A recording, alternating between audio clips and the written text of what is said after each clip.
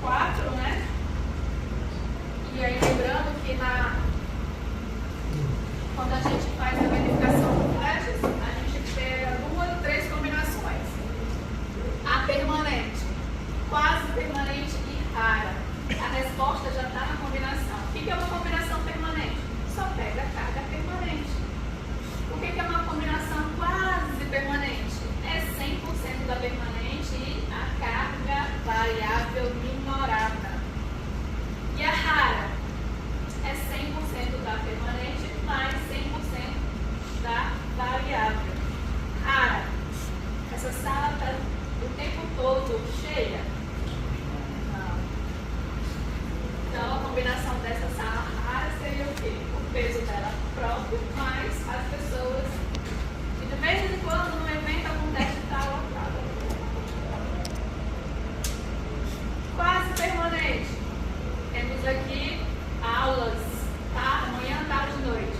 É o curso da medicina veterinária, manhã, tarde e noite. Então, durante o dia todo, considerando o horário comercial das aulas, essa sala tem o peso próprio dela e pessoas, variável. É uma combinação quase permanente. Por que é quase? Porque tem essa variável. Já permanente não, só tem a carga da sala, que é à noite. E baixo, né? É bem? Vou fazer festa aqui, eu não sei. Certo? Então são 3 tipos de combinações que vão depender do tipo de flecha que eu quero. Essa da 4ª questão é quanto à aceitabilidade sensorial de deslocamentos visíveis. É a flecha que eu vejo. Mas eu tenho a flecha de vibração, certo? Então, é a 5ª questão. Ok? A 5ª é sobre vibração. Essa 4ª é sobre visível, sobre ver a flecha e saber se ela está aceitável ou não. Então, para a gente resolver essa nossa questão, a gente vai ter que verificar se a nossa flecha é maior ou menor que a flecha limite. A fórmula da flecha para vibração, para deslocamento visível, é a flecha devido à combinação da carga permanente, ou seja, somente a carga permanente, que multiplica 1, que é da fórmula, tá? É constante da fórmula, mais alfa F. Então, a nossa fórmula inicial é essa. Flecha imediata devido à combinação permanente que multiplica 1 mais alfa F. Tá? Essa nossa flecha, para ser aceitável, segundo a norma, tem que ser menor ou igual a uma flecha limite. Qual é essa flecha limite? É o nosso vão dividido por 250.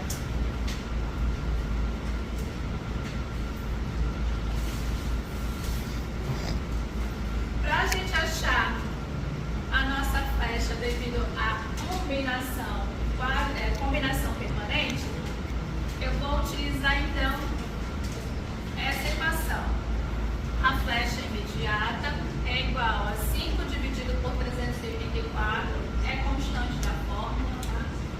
Que multiplica a carga da combinação permanente vezes o vão a 4 dividido pelo módulo de elasticidade do concreto vezes o momento de inércia. Tá? Então, essa aí é quase permanente, né? Permanente. A gente pega a carga. Quase permanente. Quase permanente. Tá? Lembrando aqui que esse momento de inércia é o nosso momento de inércia equivalente. Ou seja, já é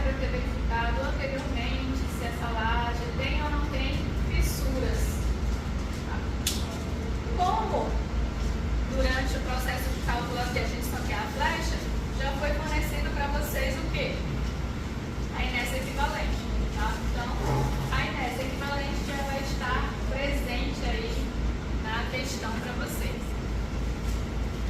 Depois que eu acho, então, essa minha flecha, devido à combinação quase permanente, eu vou achar o alfa F.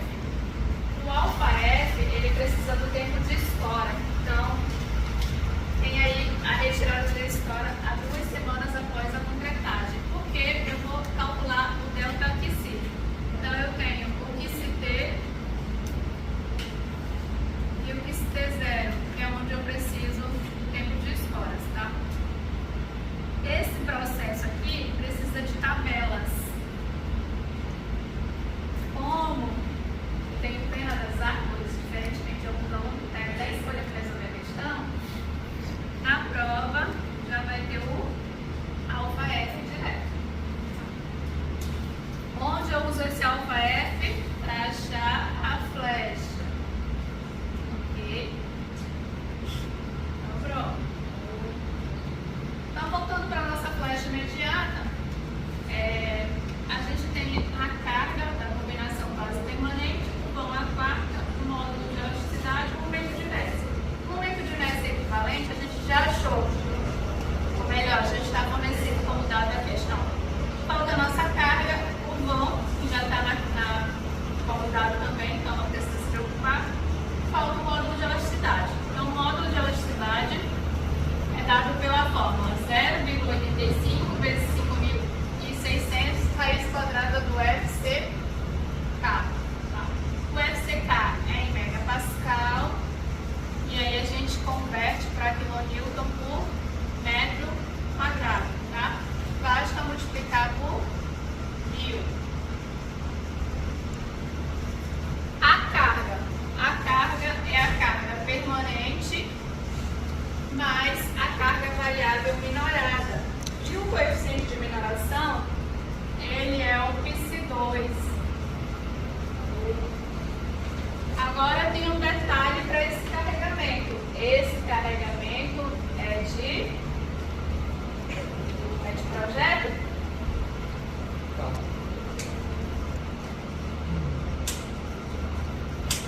Quando a gente verifica a flecha, qual é o estado limite que a gente está verificando? Serviço, não é? Então, as minhas cargas são de? Serviço. Então, aqui é um casinho. Lembram lá? Se tiver um K na carga, significa que ela não está majorada. Se tiver na questão carga de serviço ou característica, também não está majorada. Com a nossa carga e com o nosso módulo de elasticidade, a gente pode encontrar a nossa flecha imediata. A resposta vai sair em metros, tá? E aí a gente vai converter para centímetro multiplicando por cento. Na nossa questão, quando a gente calculou a flecha, né?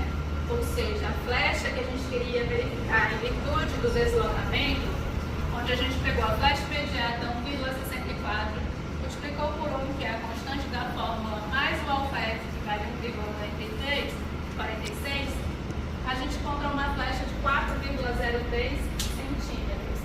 É maior que a limite, porque a limite, quando a gente pegou o vão dividido por 250, deu 2,8. E um detalhe aqui para esse vão, armada em uma direção, qual é o vão que a gente pega? O maior ou o menor vão? Menor. O menor. Então, tudo vai acontecer em torno do LX.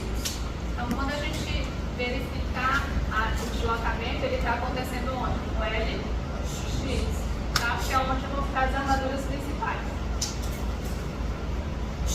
Quando a gente chegou aqui e viu que é maior, a gente sentiu então a necessidade de calcular a contraflecha.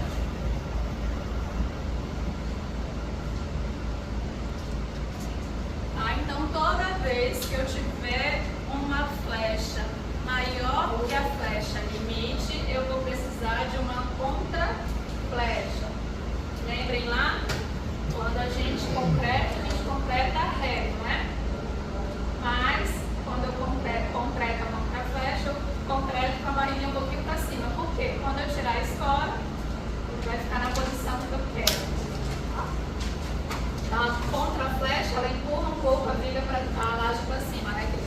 a barriga para cima, porque quando eu tirar, estoura, a barriguinha volta para baixo e fica no limite que eu quero. A contraflecha é calculada pelo vão dividido por 350. Então, no nosso caso, deu 2 centímetros. Então, essa contraflecha, ela vai ser diminuída da flecha que eu encontrei, aquela que não passou quando eu fiz a verificação com a limite. Tá? Então, eu tenho a flecha que não passou menos a contraflecha. Então, agora, se vocês observarem, quando eu adicionei a contraflecha, o resultado da minha flecha ficou menor que a limite. Tá? Então, agora está aceitável. Professor, e se eu calcular a contraflecha e mesmo assim esse limite for maior? Aí você tem que escolher uma altura maior de laje.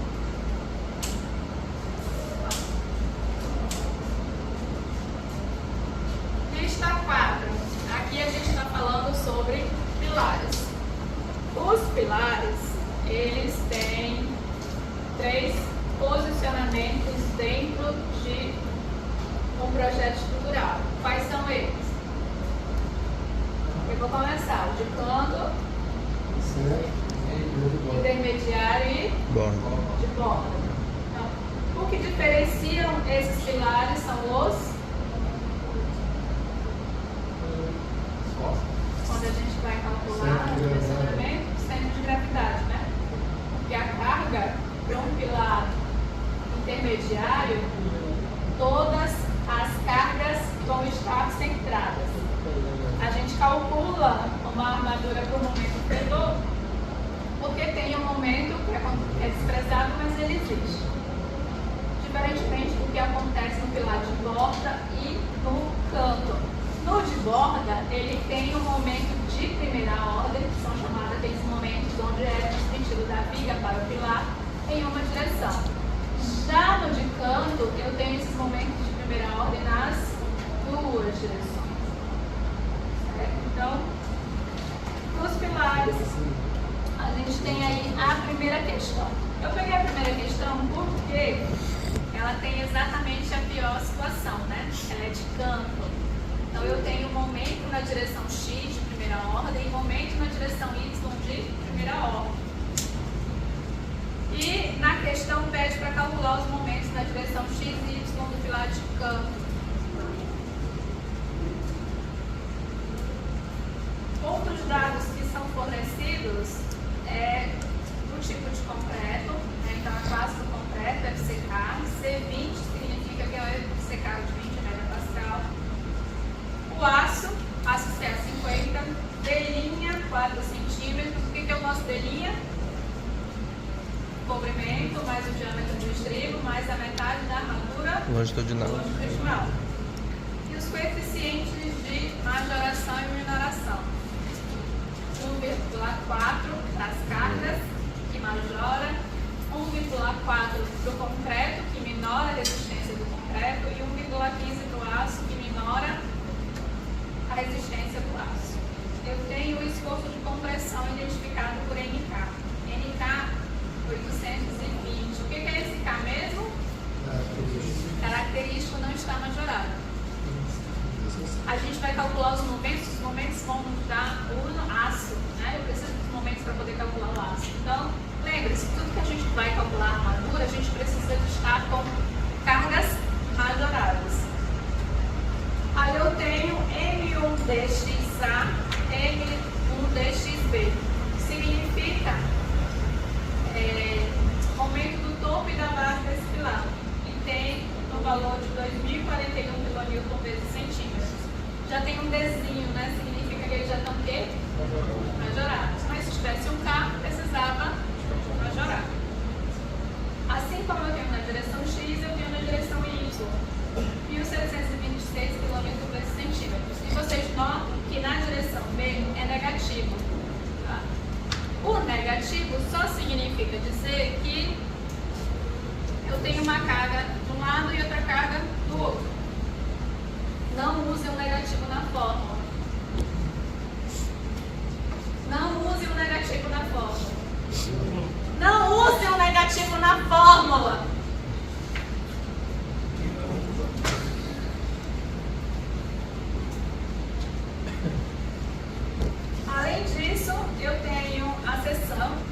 20 por 50, 20 na direção X e 50 na direção Y, tá?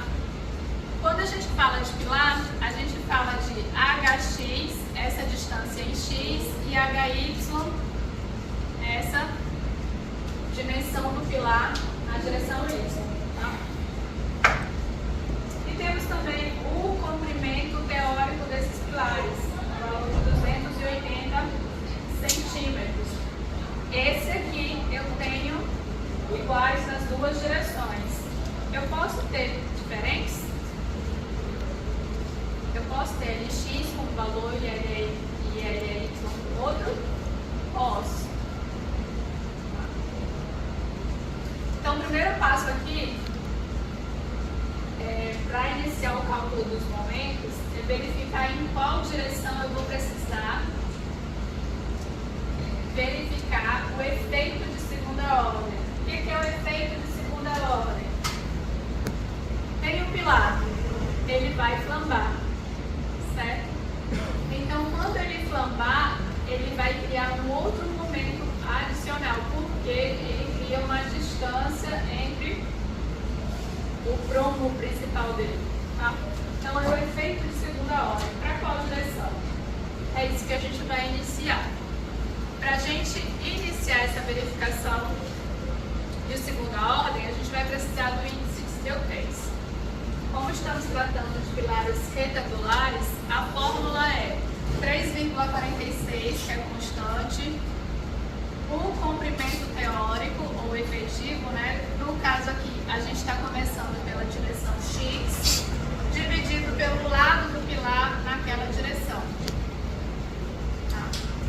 Então, a gente tem 3,46 vezes 280, que é o nosso comprimento, já está em centímetro, e o nosso HX também está em centímetros.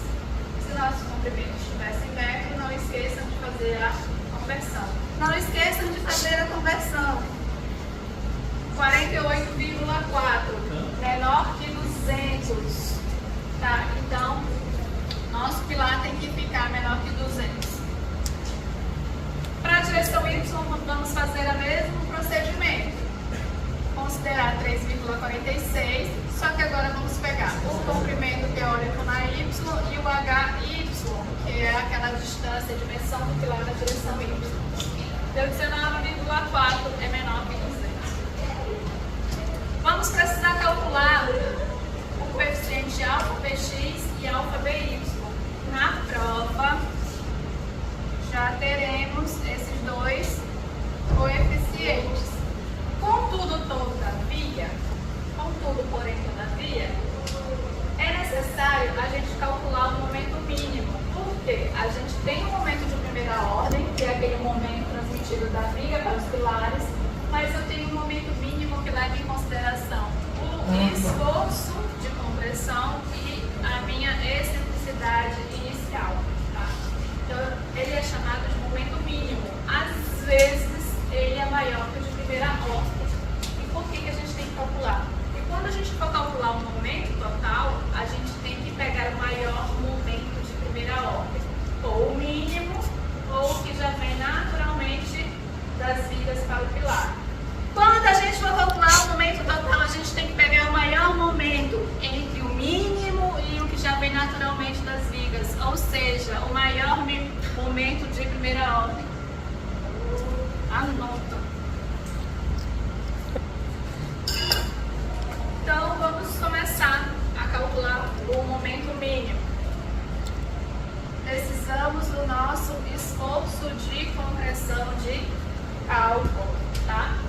Então, esse nosso esforço de compressão de cálculo veio de onde? 1,4 vezes o nosso esforço de compressão que não estava majorado, 820. Tá? Que multiplica 0,015, constante da fórmula, mais 0,03, constante da fórmula, HX. HX aqui está em metros. HX no momento de primeira ordem mínimo está em metros, em metros, em metros, metros.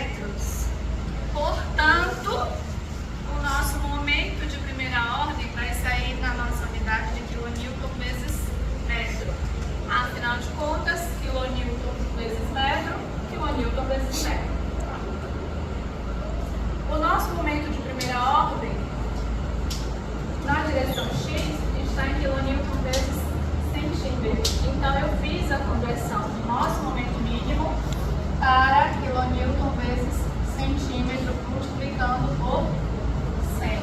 E aí eu fiz a comparação.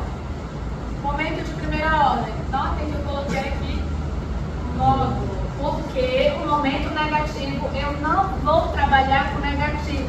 Só significa o que, minha gente? Direções opostas, tá? Então, o nosso pilar, eu tenho um momento para essa direção e o outro para essa. Ele está fazendo um S, tá? Em colocar negativo. Eu vou colocar assim, não viu nossos vídeos lá do YouTube? Não, Gustavo? Não, porque o Gustavo está entendendo tudo muito bem. Tá? Então, se a gente notar aqui, o nosso momento de primeira ordem em módulo é 2041 kN vezes centímetros. E o que acontece? Ele é menor do que o nosso mínimo. Tá? Então, a partir de agora, quando eu for calcular o momento total, se a direção X me pedir o momento de segunda ordem, eu vou precisar só do mínimo, tá? Que é o maior. Vou fazer o mesmo processo para a direção Y. Então eu tenho o meu esforço de compressão já majorado, que multiplica 0,015, constante da fórmula, mais 0,03, constante da fórmula, HY. Tenho 3.444 kN vezes centímetro. Nosso momento de primeira ordem é menor. Tá?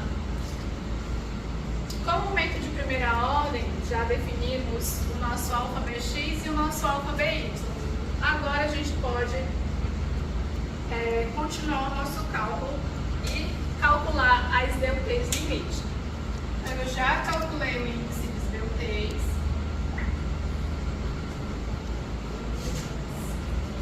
E agora eu vou calcular minhas deltas limite.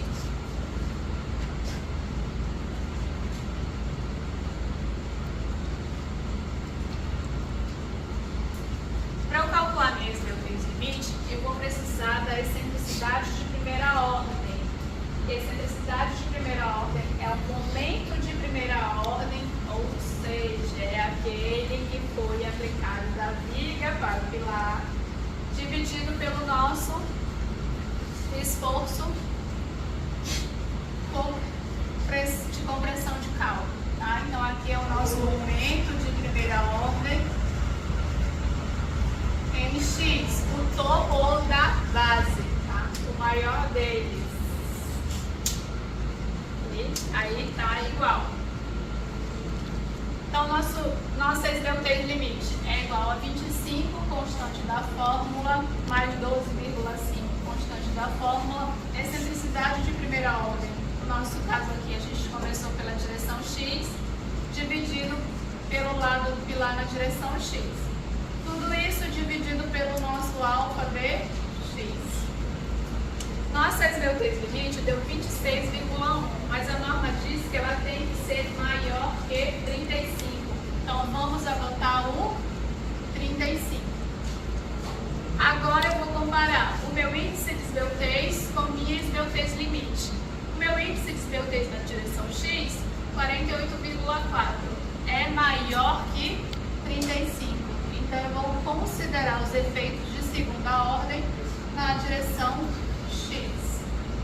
Toda vez que o índice de deltas for maior que os deltas limite, eu considero os momentos de segunda ordem naquela direção.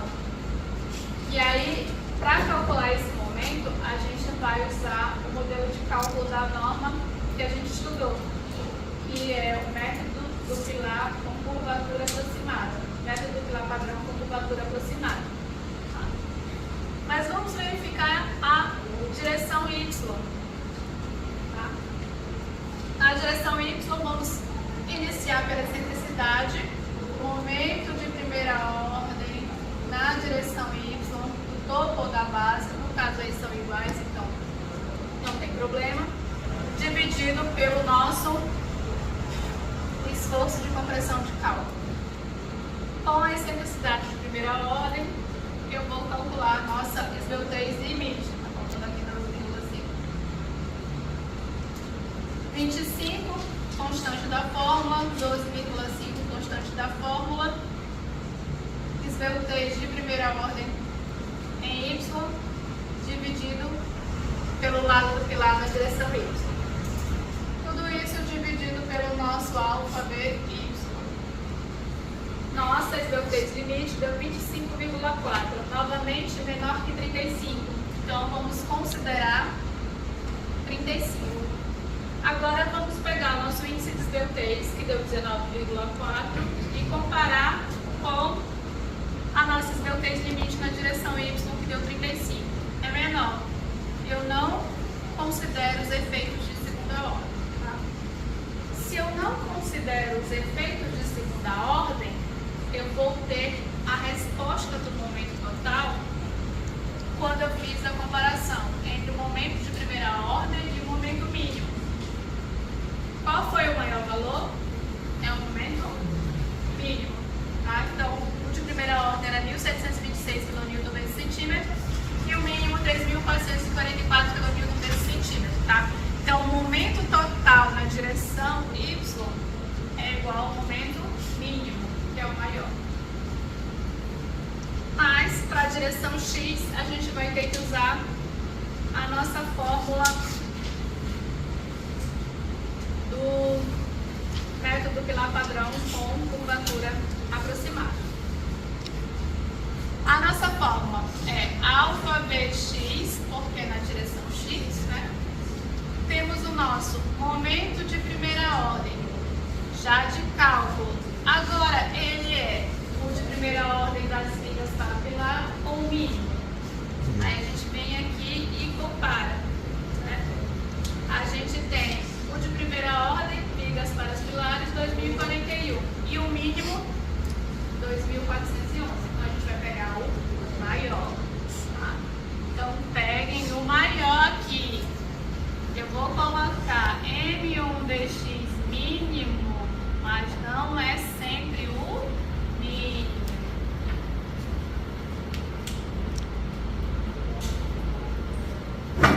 Continuando a nossa fórmula, depois eu tenho a curvatura aproximada. Tá?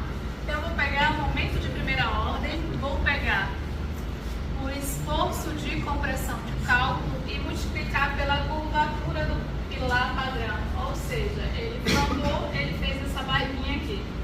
A norma me diz que essa distância aqui, quando ele era original, é igual a o vão na direção x ao quadrado dividido por 10 mais 1 dividido por r. Quem é esse 1 dividido por r? Esse 1 dividido por r, ele é igual a 0,005, constante da fórmula, hx, porque o nosso momento de segunda ordem é na direção x. E multiplica o ni mais 0,50, que é constante da fórmula. E esse 1 sobre r tem que ser menor que 0,005 dividido por hx, porque o momento de segunda ordem é na direção x. Mas que é esse ni? É o esforço de compressão dividido pela área do pilar, ou área de concreto, que multiplica a resistência à compressão de cálculo. Tá? Quem é essa resistência de compressão de cálculo? É nosso FCK dividido pelo nosso coeficiente minorador do concreto.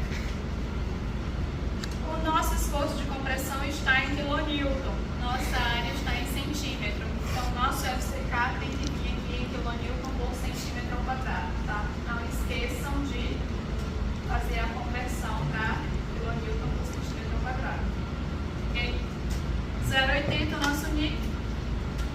Então, quando a gente substituiu, a gente verificou que o nosso 1,9231 vezes 10 a menos 4 centímetro a menos 1, ou 1 dividido por centímetro, o outro lado, tá? Se fosse maior, a gente escolheria esse lado, tá? Então é sempre o menor valor entre as duas equações, tá? Nem sempre vai dar esse aqui o menor. Com o valor do nosso R, a gente calculou então o nosso momento em X total.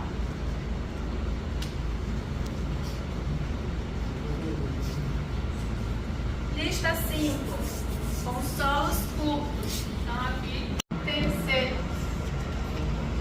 ser menor ou igual a 0,5 de D ou D. Mas é importante a gente verificar o que é cada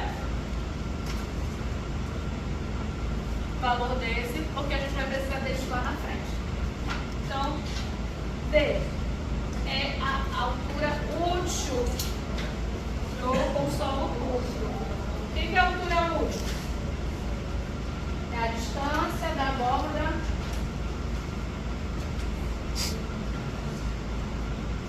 até o centro E gravidade da armadura tracionada.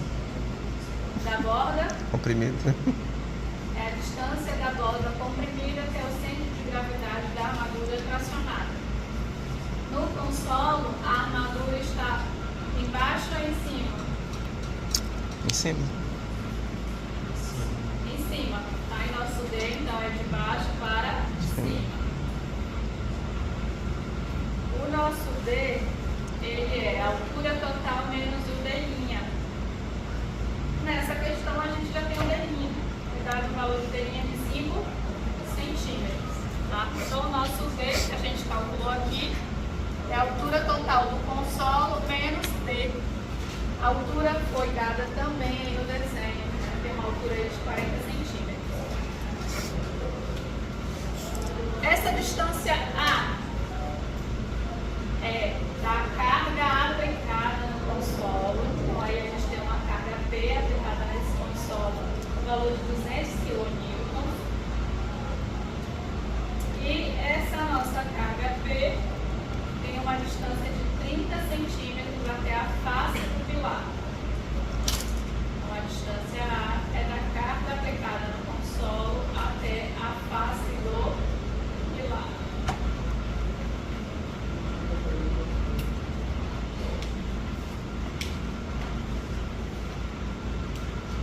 Para continuar o nosso cálculo, a gente vai majorar as nossas forças, né? Então, a nossa carga aí é de 200 kN. Eu vou multiplicar pelo nosso coeficiente majorador de combinação normal das ações e multiplicar por um outro coeficiente, porque esse consolo ele é pré-moldado. Então, adiciona aí mais 30%, tá? Na carga. Já essa carga horizontal, a norma pede para eu colocar ela em função do tipo de aparelho de apoio. Como essa carga depende do tipo do aparelho, tem vários valores, a prova também vai estar o valor, tá? Então, nesse caso aí é 20%, porque é um aparelho, inclusive não está nem livre, tá? Aparelho de neoprene. Então, é o mais usual, 20% de 364, que é a nossa carga que está atuando no nosso consolo. Tá? A nossa carga, vale lembrar que ela é da viga para o consolo, tá? Então é a reação, ou seja, o maior cortante que está acontecendo na viga. Antes de calcular as armaduras, é necessário verificar a tensão no apoio. Então, a tensão solicitante no apoio tem que ser menor que a tensão resistente no apoio. Nos consolos, a viga ela não se apoia diretamente no consolo. Né? Eu preciso do aparelho de neoprene para não ficar concreto algo rígido. Né? Então, quando eu for fazer a verificação da tensão no apoio, eu vou pegar a minha carga cortante área, notem que a minha carga aí, ela é apenas uma carga axial, tá? Ali pra gente aquela forma, resistência dos materiais, tensão igual a força sobre área. Mas que área é essa?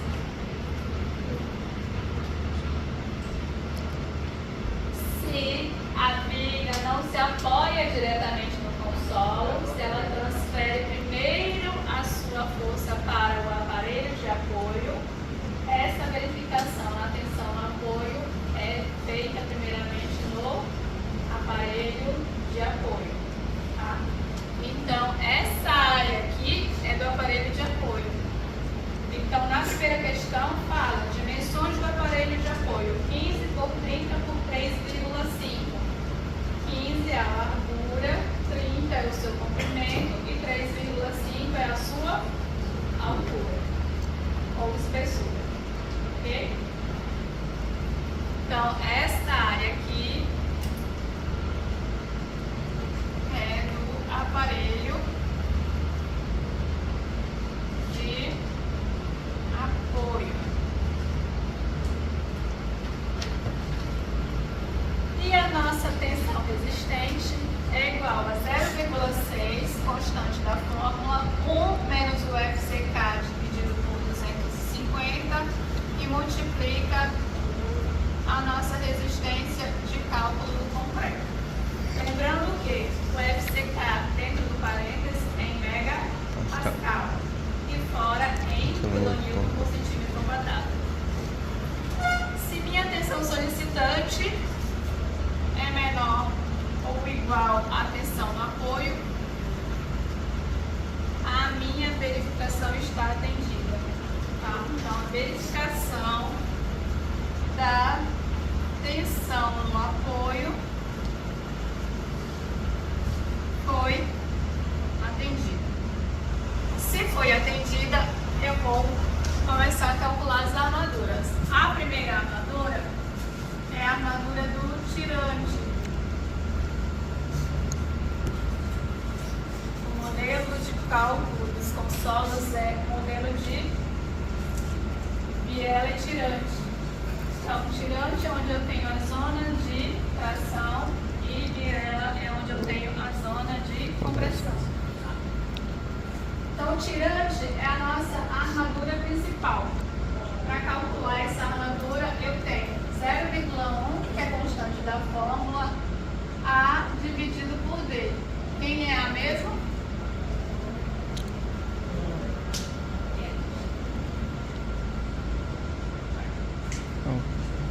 Que multiplica o nosso constante de cálculo dividida pela nossa tensão de escoamento de cálculo do aço. Nosso aço é o CA50.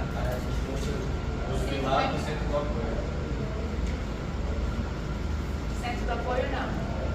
Até a carga aplicada no consolo. Tensão de escoamento de cálculo, nosso aço é CA50, 50 dividido por 1,15. Mas a nossa força horizontal solicitante de cálculo também dividida pela nossa tensão de escoamento de cálculo do aço. Nosso tirante 9,69 centímetro quadrado. A armadura de costura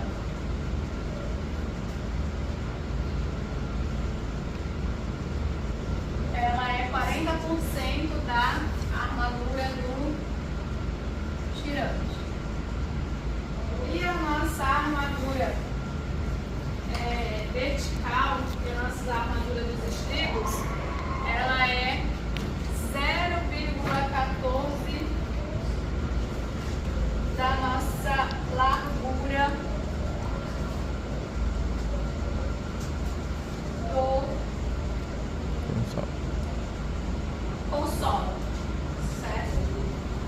Então, aí na questão tem largura do consolo 35 centímetros, certo? Então, aqui,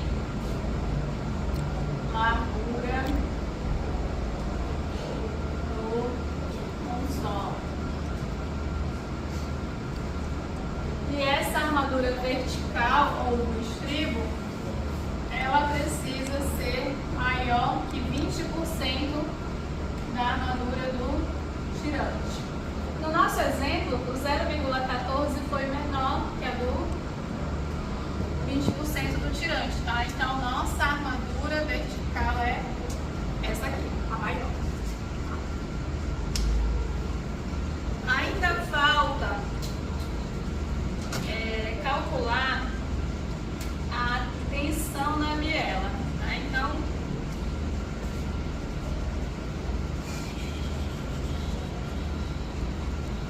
o nosso consolo, ele tem duas zonas definidas. O tirante, que é onde funciona a tração, e a biela. Tá?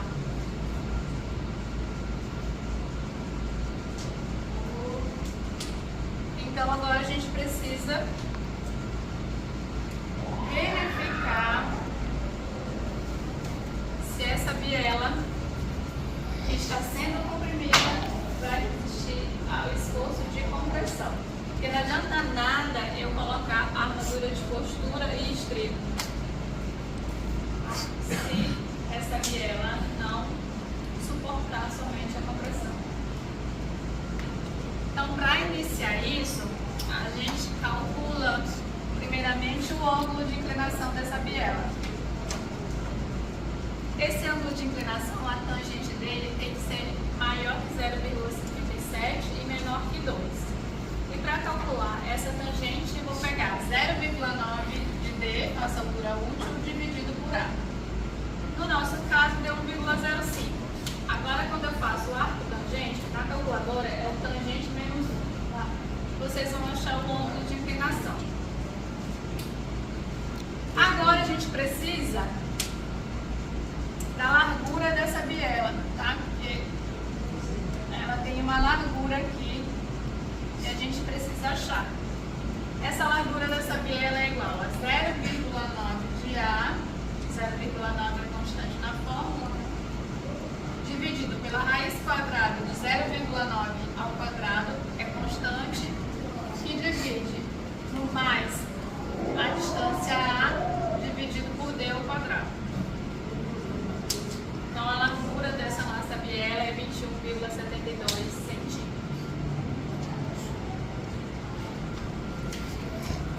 Agora a gente precisa do comprimento dessa biela, tá? Por quê? Porque a gente vai utilizar, quando a gente for calcular a tensão nessa biela, a força que chega até o pilar dividido pela área dessa biela. Assim como acontece nas vigas, essa nossa carga P, ela é transmitida para o apoio, no nosso caso aqui é o pilar, através dessa biela. Tá? Então é essa carga P aqui, passando pela biela, que vai comprimir ela. Então, para calcular essa distância, a gente tem a nosso valor 15, que é o nosso C. Esse C aqui é a largura do nosso pilar. As 2 vezes 5, nosso 5 aqui, ele é o nosso U, que é igual ao nosso D'. Cotangente de 46,40, que foi o ângulo de inclinação da biela, vezes o seno do ângulo de inclinação da biela. O cotangente na calculadora de vocês não é tangente menos 1, é 1 dividido pela tangente. O Google não serve só para saber da vida dos outros. De vez em quando a gente pode usar, deve ser uma coisa que a gente não sabe. Já fiz e refiz esse cálculo, eu consegui chegar em 17. Certo? Precisamos. Mas tem quantidade de C e ali Centímetro. Não, aí você não é. Esse é o C. E esse C é igual Esse tangente, 1 dividido esse pela tangente, tangente. 45 pela 40.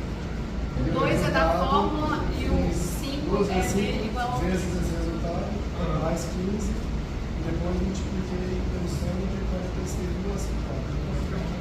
Como eu falei, a gente precisa da força que vai passar pela biela, tá? Então a gente tem a nossa força P, a inclinada, mas a gente também tem a nossa força horizontal, certo? Então a gente tem para reação na biela o solicitante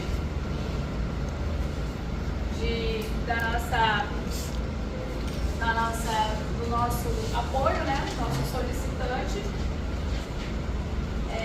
vezes o A, mais o nosso horizontal solicitante, vezes o delta H. Esse nosso delta H é o D' mais a altura do aparelho de apoio. Tá? Por isso que a gente precisa da altura do aparelho de apoio. É como se eu pegasse essa distância da altura com o nosso D'. Então, esse delta H é a distância do aparelho de apoio até o centro de gravidade da armadura. Okay? Por isso que a gente soma os dois. Dividido aí pelo nosso comprimento da biela, que a gente já achou anteriormente. Agora a gente tem a carga e a gente vai, então, multiplicar pela área. Tá? Então a gente tem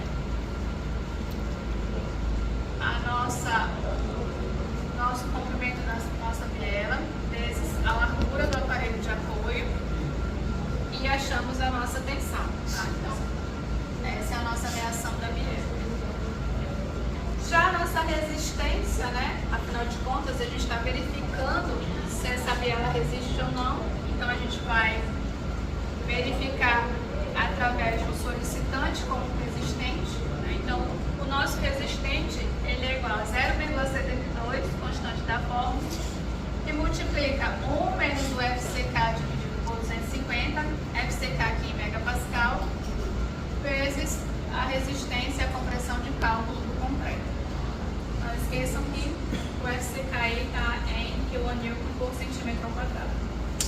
Essa de cima é a tensão da biela, esse de baixo é o quê? A tensão resistente. Tá? Então, se a tensão da biela for menor ou igual à tensão resistente, a verificação da biela comprimida está atendida. Tá? Essa de cima é quanto realmente está acontecendo, na verdade, e a segunda pelas dimensões da força que ela tem. Exatamente.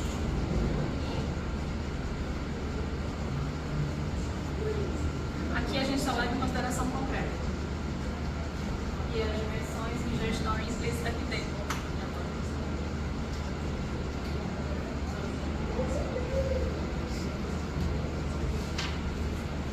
Nossa última unidade são os reservatórios. No caso dos reservatórios, a gente vai focar nas vigas parede. A gente tem que primeiro fazer a classificação se realmente é uma viga parede. Tá? Pula essa, né? Porque se eu falei que vai ter viga parede, eu queria botar a viga parede para vocês calcularem. Tá? Mas a gente precisa fazer a verificação do vão dividido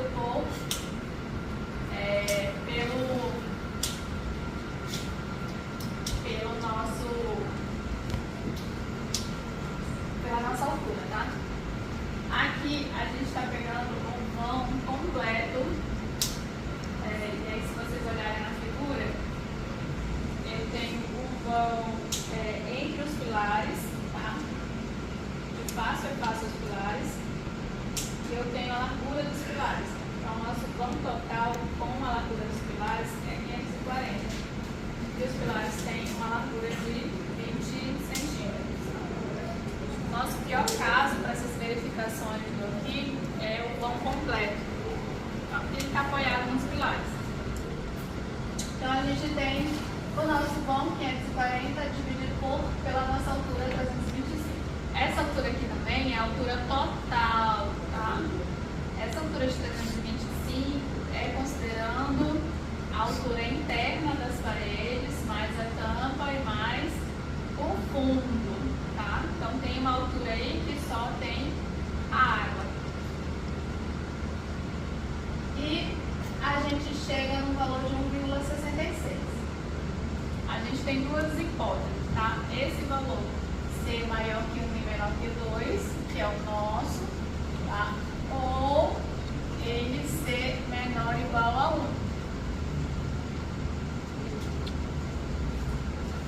Onde a gente vai ter que fazer, né, para poder encontrar? Aqui nessa nossa distância Z, quando a gente for calcular a armadura, tá? Por isso que a gente precisa dessa combinação aí.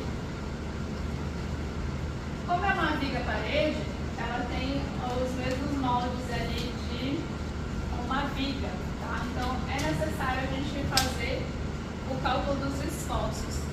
Então vocês vão receber a reação da tampa e a reação do fundo. Como a gente está só dimensionando a parede, a tampa está apoiada na parede, então ela joga a sua reação para a parede. O fundo está engastado na parede, então o fundo joga a sua reação para a parede. Tá? Mas como o nosso foco aqui é só a parede, a gente vai fazer todo o cálculo para poder, então já vai estar disponível para vocês. Só que quando a gente for dimensionar, a gente vai precisar acrescentar outros esforços. Que outros esforços são esses? Os esforços da própria parede. A viga parede, ela tem uma característica que leva em consideração esses esforços e a sua classificação. Então, a gente pode classificar esse tipo de elemento, que é de área, né? Que é uma viga parede. Nem os cálculos de viga, mas a sua área de uma parede. Então, a gente pode classificar como placa e como chapa. Qual a diferença entre os dois? O que é uma placa? Você é encarregado de uma vertical, horizontal. Cargas perpendiculares ao seu plano. E uma chapa? Cargas paralelas ao seu plano. Queria só avisar para quem me assiste, a prova semana que vem ninguém está respondendo nada. Aí depois chora, depois diz que eu sou bruxa, mas ninguém assume a sua própria competência e responsabilidade, tá? Que fique registrado a minha indignação. Registrou? Tu não vai apagar não. Pode. Vai hoje pro YouTube. Hã? Vai hoje pro YouTube. Sou revoltada. Véspera de prova, praticamente. Sexta-feira que vem. Ninguém responde nada. Então, a carga que a gente vai acrescentar corresponde às cargas das paredes. Só que essa carga, como é uma viga parede, elas têm que ser o quê? Todas paralelas a esse plano. Tá? A primeira carga é o nosso peso próprio.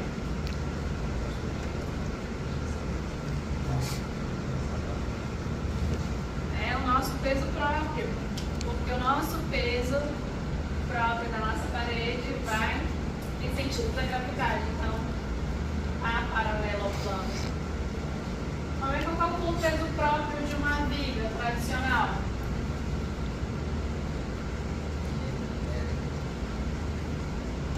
Altura, largura e o coeficiente completo.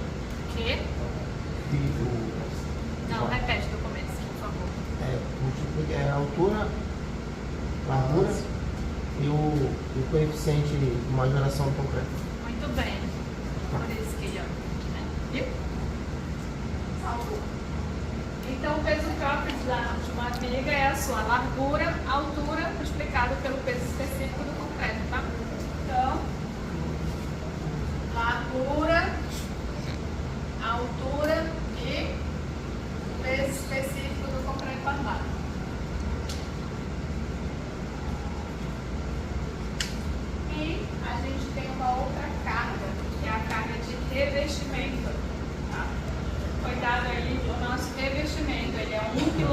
por metro quadrado. Então, eu vou pegar o peso específico do revestimento e multiplicar pela altura. Tá? Aqui eu tenho o peso do revestimento. Então, temos uma carga total para essa viga parede. Cargas de vigas são distribuídas kN por metro. Nosso reservatório, nossa viga parede, por sua vez, é um reservatório apoiado em pilares. Então, eu posso considerar que é uma viga parede bi-apoiada. Assim, para eu calcular os momentos solicitantes, os esforços solicitantes, que são de momento e esforço portante, eu vou usar as clássicas fórmulas da teoria das estruturas para carga uniformemente distribuída sobre uma viga bi-apoiada. Não esquecendo de majorar, né, esses esforços. Então, tem o nosso coeficiente que majora a força, a nossa carga vezes o vão ao quadrado dividido por 8, que é L ao quadrado sobre 8 vezes nosso coeficiente de majoração. Nosso cortante, carga vezes o vão dividido por 2, devidamente majorado. A nossa armadura do tirante, eu preciso desse nosso Z, que é o braço de alavanca entre a tensão resultante de compressão e tração. Então, eu tenho 0,15, que é da fórmula, a nossa altura, que multiplica 3, que é da fórmula, vezes o vão dividido pela altura. Tá? Mas atenção, esse nosso Z, a gente usou essa fórmula porque o nosso vão dividido pela altura foi maior que 1 e menor que 2, tá?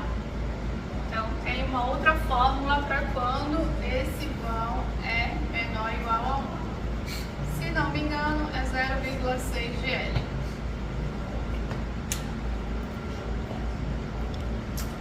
Então, com esse nosso braço de alavanca, a gente pode calcular nossa armadura principal. Nosso momento solicitante de cálculo dividido pelo nosso Z, nosso braço de alavanca, que multiplica a nossa tensão de escoamento de cálculo. Eu tenho também uma armadura adicional, que é a nossa armadura de pele.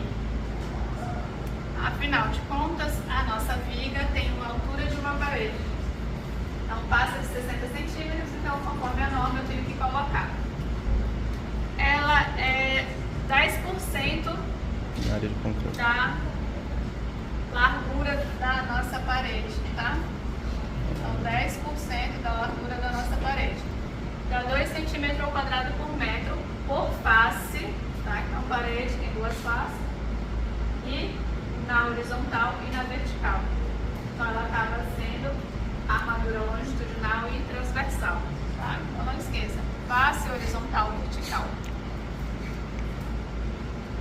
Armadura de suspensão. Não esqueça que eu tenho o fundo engastado na viga, parede. Tá? A armadura de suspensão é a reação do fundo de cálculo. Tá? Então, eu tenho que majorar somente a reação do fundo. Tá? Aqui a nossa reação do fundo, ela é característica. Tá? Então, eu tenho que fazer a majoração.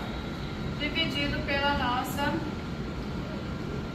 tensão de escoamento de cálculo do aço.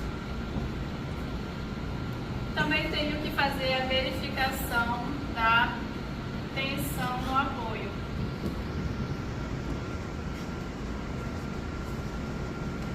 Para fazer essa verificação da tensão do apoio, eu vou pegar o nosso cortante de cálculo e dividir pela área do pilar.